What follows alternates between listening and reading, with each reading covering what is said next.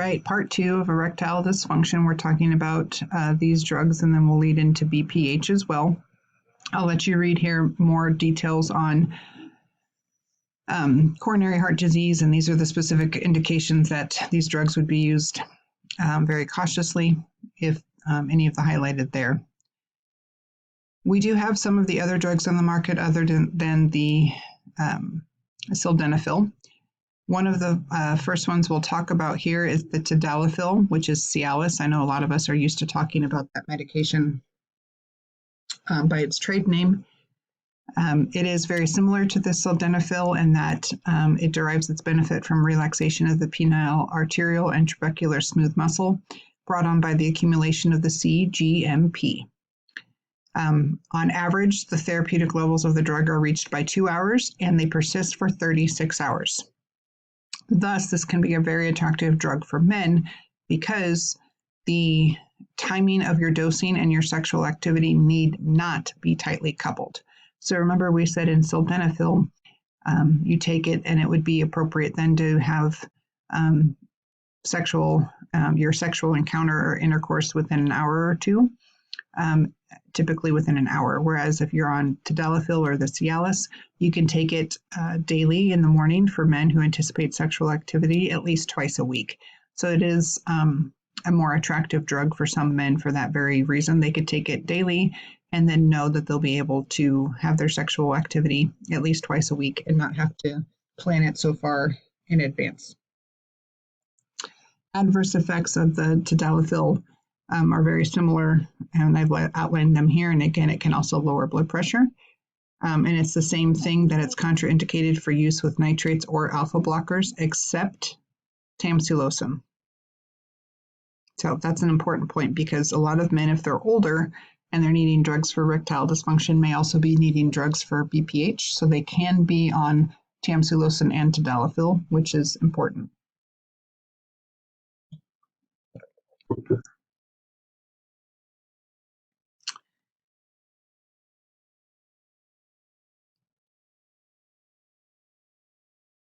And moving down to non-oral drugs for erectile dysfunction, I'll let you guys read through this here, as these are not as common of things that we would be seeing. First one is the alprostadil, prostaglandin E1, and this works by being a more direct vasodilator, which can cause the rapid inflow of the arterial blood.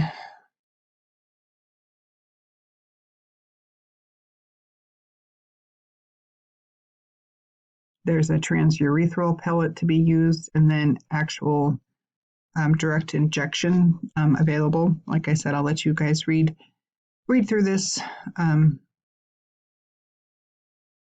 there, as mainly we've focused on the sildenafil and tadalafil.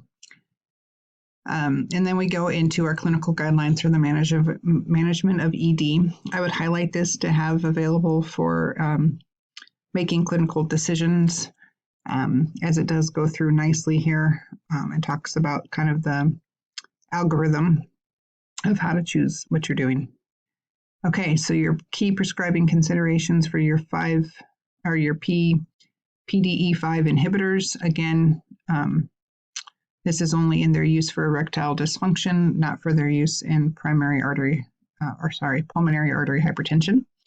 So again, you would measure things in terms of their cardiovascular health. So heart rate, blood pressure, these were things we would need to know. They do need an eye examination prior to, and a hearing evaluation is ideal. And then you would obviously have a good review of if they have any cardiovascular history or risk for that.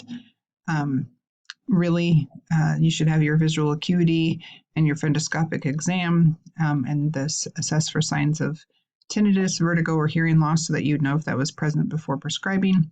You'd assess for signs of pulmonary edema or if the pulmonary artery hypertension. Again, you're going to counsel men with pre-existing cardiovascular disease. The next section here goes into premature ejaculation, which they abbreviate as PE here. They had to finally kind of try to define premature ejaculation so that there was some set of way to diagnose diagnose it and then thereby treat it. So again, this is their proposed definition, is that ejaculation occurs before or within 1 minute of vaginal penetration from the first sexual experience, which would be lifelong, or within 2 to 3 minutes, which would be considered acquired. It's an inability to delay ejaculation in all vaginal penetrations, or the psychological distress due to the inability to delay ejaculation. Why does this happen? The pathophysiology is reviewed here. There's a bunch of variables that could be at play. Part of it's overexcitement, part of it could be genetic, part of it could be just a hypersensitivity, or that there could be psychological factors at role as well.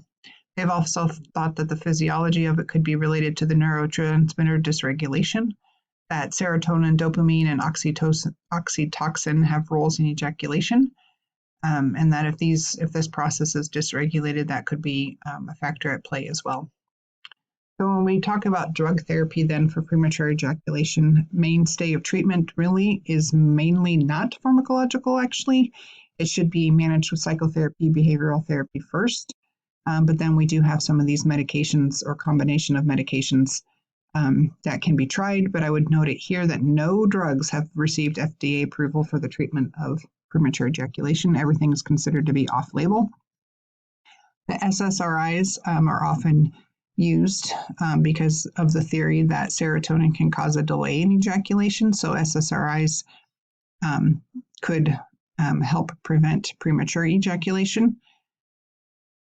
Paroxetine tends to be used for this reasoning here. And if you're using an SSRI just to treat premature ejaculation, you do need lower dosing, so it goes into that here. Point that out there. All right, let's get into BPH, as this is a more significant population of people you're likely to encounter as an acute care NP, unless you happen to be in urology. All right, so if we get into the pathophysiology of BPH, I think this is good to review here so we can understand how these drugs work. So the prostate's that heart-shaped gland that surrounds the male urethra. Its major function is to produce fluids that contribute to ejaculate volume. So in a healthy male, the prostate is walnut-sized and of normal size, obviously. But when it becomes hypertrophied, it can significantly increase in size. BPH is a non-malignant prostate enlargement caused by excessive growth of the epithelial cells and smooth muscles. The overgrowth of these cells causes mechanical obstruction of the urethra, whereas overgrowth of smooth muscle can cause the dynamic obstruction of the urethra. So if it's the epithelial cells that are overgrown, you get the mechanical obstruction, whereas if it's the smooth muscle cells begin to overgrow, you get dynamic obstruction. The ratio of the epithelium to smooth muscle varies from 1 to 3 to 4 to 1. In general, the larger the prostate, the higher the percentage of epithelium. So what is that saying here? Typically, the very, very large prostates tend to be caused by an overgrowth of the epithelial cells, which therefore leads to an actual mechanical obstruction. Whereas if you get the smooth muscle gets hypertrophied, then you get a dynamic obstruction. We'll talk about that here. Either way, the signs and symptoms of BPH can include hesitancy, urgency, frequency, dysuria, nocturia, straining to void, post-void dribbling, decreased force and caliber of the urinary stream, and a cessation of an incomplete bladder emptying. There's no direct correlation between symptoms and size of the prostate. So you can have severe symptoms with a very mildly elevated prostate, or you could have a very, very, very enlarged prostate and not have many symptoms. Therefore, you have to kind of tease that out here. Long-term complications of the BPH include obstructive nephropathy, bladder stones, and recurrent UTIs. So what do we do for treatment? It can be managed in 3 ways. So we can do invasive treatments, we can use drug therapy, or we can do watchful waiting. Invasive options include transurethral resection of the prostate. The TURP is often the procedure's nickname, or abbreviation, I should say. So we can do a TURP. a laser prostatectomy, or a transurethral electrovaporization of the prostate, or transurethral microwave therapy. These procedures are most appropriate with men for severe symptoms or complications. The drugs then are more useful for moderate symptoms, and then sometimes you can do the watchful waiting with the annual reevaluation for mild or minimal symptoms. All right, so if we are going to use the drug therapy for treatment of BPH, we have two major classes, the 5-alpha reductase inhibitors and the alpha-1 adrenergic antagonists. Mouthful, huh? Both of these classes are used for the goal to relieve bothersome symptoms and delay disease progression. The 5-alpha reductase inhibitors are most appropriate for men with very large prostates, which is from typically a mechanical obstruction, whereas the alpha blockers are preferred for men with relatively small prostates and dynamic obstruction. So table 53.4 is drugs for BPH, and it kind of helps lay that out in a table format. So our 5-alpha reductase inhibitors are dutasteride and finasteride. Trade names are Avodart and Proscar. So let's talk about their actions in BPH. They reduce the dihydrotestosterone production, which causes the prostate to shrink, which reduces the mechanical obstruction of the urethra. May also delay BPH progression, but the benefits take months to develop because you're actually using these drugs to try to shrink the prostate, and that doesn't happen quickly. The adverse effect of that would be that you can have decreased ejaculate volume and a decreased libido, and it is teratogenic to a male fetus. The alpha-1 blockers, selective alpha-1 blockers, are the silodosin and tamsulosin, which is Rapaflo and Flomax. These work by a blockade of the alpha-1A receptors, which relaxes the smooth muscle in the bladder and neck, the prostate capsule, and the prostatic urethra, and thereby decrease dynamic obstruction of the urethra. And these benefits can develop very rapidly, but they also can cause abnormal ejaculation and the risk of floppy iris syndrome during cataract surgery, which is a totally random, weird thing that's specific to that drug. The non-selective alpha-1 blockers, such as doxazosin, terazosin, and efluzocin, which is Cardura or Hytrin, work the same as the ones above, but they can have the symptoms or adverse effects of hypotension, fainting, dizziness, somnolence, or nasal congestion. Plus, we can also use the phosphodiesterase 5 inhibitor, tadalafil, which works by the smooth muscle relaxation in the bladder, prostate, and urethra. But again, you can have the side effect of hypotension or priapism.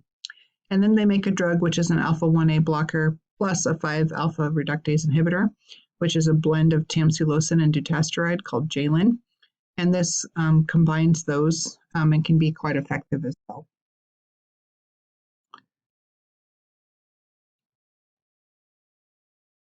All right, so let's get into the 5-alpha reductase inhibitor. There's those two drugs, finasteride and dutasteride. Both drugs can reduce your prostate size, although several months again are required before you're going to notice any effect. And in that state, there's no proof that one drug works better than the other. When we talk about finasteride, which is Proscar, it's acting in the reproductive tissue. Again, it's inhibiting 5-alpha reductase, which is an enzyme that converts testosterone to the dihydrotestosterone, DHT, which is the active form of testosterone in the prostate. So Proscar, finasteride, inhibits the enzyme that converts testosterone to DHT, which is the active form of testosterone in the prostate. Treatment reduces the levels of the DHT, dihydrotestosterone, in blood by 70%, but it does not decrease testosterone levels. By decreasing the DHT availability, finasteride promotes regression of prostate epithelial tissue and thereby decreases the mechanical obstruction of the tissue. Because the percentage of epithelial tissue is highest in the very large prostates, finasteride is most effective in men whose prostates are highly enlarged. Conversely, the drug confers less benefit if your enlargement is small, and one should be aware that prostate shrinkage occurs very slowly and it can take 6 to 12 months for the drug. Adverse reactions. Actually, we'll stop here and I'll come back for part 2.